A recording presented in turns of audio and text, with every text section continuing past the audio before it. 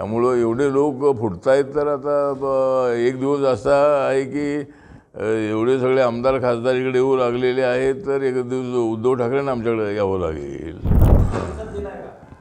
नाही, आता फोडाफोडी म्हणजे फोडाफोडी आम्हाला करण्याची आवश्यकता नाही. आता एकतर उद्धव ठाकरे यांना आपले खासदार आमदार सांभाळता येईना झालेले आहेत. आता सचिन अहिरसुद्धा एवढे त्यांच्यासोबत पूर्वी जे राष्ट्रवादीमध्ये होते, नंतर ते तिकडे गेले आणि आता ते पुन्हा एकनाथ शिंदेसोबत आलेले आहे.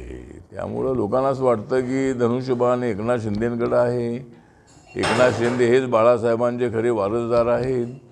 कारण बाळासाहेब ठाकरे साहेबांनी काँग्रेस राष्ट्रवादीला विरोध केला होता, पण त्यांच्यासोबत उद्धव ठाकरे गेले आणि त्यामुळंच हे सगळे प्रकार घडत आहेत. जर 2019मध्ये उद्धव ठाकरे आमच्यासोबत महायुतीसोबत राहिले असते तर कदाचित त्यांच्यावर ही वेळ आली नसती. सिंबॉली गेलेलं आहे, खासदारी गेलेली आहेत, आमदारी जाण्याची शक्यता आहे.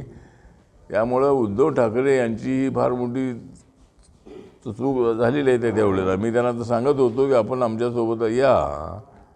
आणि आता हे ऑपरेशन हे टायगर ऑपरेशन नाही आहे, हे देवेंद्र ऑपरेशन नाही आहे. हे ऑपरेशन जे आहे उद्धव ठाकरे ऑपरेशन आहे.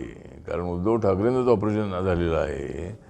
त्यामुळं एवढे लोक फुटतायत. तर आता एक दिवस असा आहे की एवढे सगळे आमदार खासदार इकडे येऊ लागलेले आहेत, तर एक दिवस उद्धव ठाकरेंना आमच्याकडे यावं लागेल. त्यामुळं आम्ही काय फोडलेलं असं नाही. लोक स्वतः आमच्याकडे आलेले आहेत आणि विकासाच्या दृष्टिकोनातून ते आमच्यासोबत आलेले आहेत. आपल्या मतदारसंघात विकास झाला पाहिजे आणि मोदींच्या नेतृत्वाखालीच होऊ शकतो म्हणून लोक आमच्याकडे येत आहेत. त्यामुळं आता जे येत आहेत त्यांना घेण्याचं काम आमचं आहे.